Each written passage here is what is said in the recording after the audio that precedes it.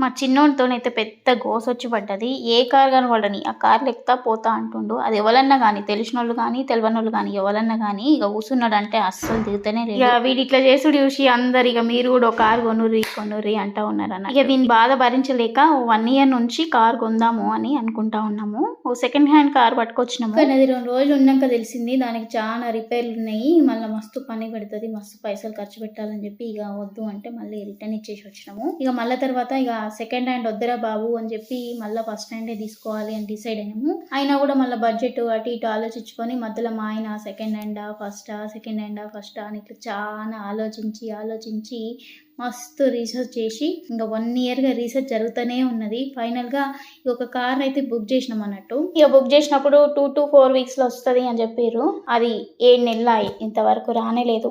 ఇది వస్తలేదు అని చెప్పి 2-3 జాగాల్లో బుక్ చేసినాము. 2-3 జాగాల్లో కూడా రాలేదు. ఇక బుక్ చేసినాక కూడా రాకపోడు విచిత్రం కదా. అసలు ఏందో మరి వారి వల్లనా ఏం వల్లనో కానీ మేము అనుకున్న కార్ అయితే అస్సలు వస్తలేవంట. చాలా ప్లేసెస్లో ట్రై చేసినాం కానీ ఆ మోడల్ వస్తలేదు అన్నట్టు.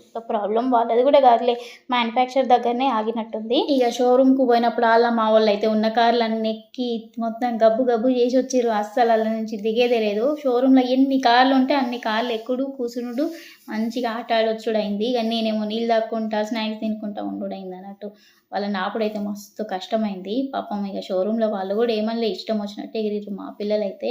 ఇక మొత్తానికి ఇక ఆ కారు మేము బుక్ చేసిన కారు ఎట్లా వస్తలేదని చెప్పి మళ్ళీ ఇంకో మోడల్ అన్నా తీసుకుందామని చెప్పి ఎండాకాలంలో కార్ ఎట్లనైనా కొనాలి, కనీసం సమ్మర్ హాలిడేస్లలో అటు ఇటు తిరగనీకి ఉంటుంది, ఇక డ్రైవింగ్ నేర్చుకొని కూడా ఉంటుంది అని చెప్పి ఇక మేము అనుకున్న కారు పక్కకు పెట్టి ఇంకో కారు చూసినాము.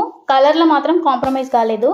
మాకు మెయిన్గా కలర్ వల్ల కూడా బాగా లేట్ అయిపోయింది అన్నట్టు. కలర్ మాత్రం సేమ్ తీసుకున్నాము, కొంచెం మోడల్ డిఫరెన్స్. ఇక మేము ఏం కార్ కొన్నాము ఏది కొన్నాము అనేది నెక్స్ట్ వీడియోలో క్లియర్గా చెప్తలే. కానీ ఇక మొత్తానికి కార్ అయితే బుక్ చేసినాము. ఈ రోజు బుక్ చేస్తే నెక్స్ట్ డే పీడిఐ చేసుకున్నాము. ఇక మళ్ళీ నెక్స్ట్ డే ఇంటికి పట్టుకొచ్చేసినాము. అట్లా అయింది. పీడిఐ కూడా మా ఆయన వాళ్ళ ఫ్రెండ్ వాళ్ళే చేసుకున్నారు. ఇది పీడిఐ చేసే రోజు అన్నట్టు. ఇక ఆ రోజు అయితే పొద్దుగాల పోతే నైట్ 9:30 10 అయిందనమాట. ఎట్లయినా సరే కార్ పట్టుకొని అయితే ఆ రోజు ఇంటికి వచ్చేసినాం అన్నట్టు. నెక్స్ట్ డేనే పెళ్ళుండే చెప్పినా కదా ప్రీవియస్ వీడియోలో, అందుకని చెప్పి నేను ఐబ్రోస్ చేసుకుడు అవన్నీ కుదరలేదు. ఈ పని మీదనే వచ్చినాం అన్నట్టు. ఇక నెక్స్ట్ డే మళ్ళీ మార్నింగే పెళ్ళి ఉంటే ఇంకా కార్ పూజ కూడా ఉంటే అన్నట్టు. ఆగమాగం అయితే అయింది. పెళ్లి రోజు పూజ చేయించుకొని మళ్ళీ మా కార్లోనే పోయినాము, కొత్త కార్లో. ఇక ఒక కార్ బుక్ చేస్తే ఇంకో కార్ వచ్చింది అన్నట్టు. మొత్తానికి ఇక మేము ఏం కార్ కొన్నాము ఏ మోడల్ కొన్నాము అనేది ఒక లాంగ్ వీడియో అయితే చేసి పెడతా, నెక్స్ట్ వీడియోలో పెడతాను.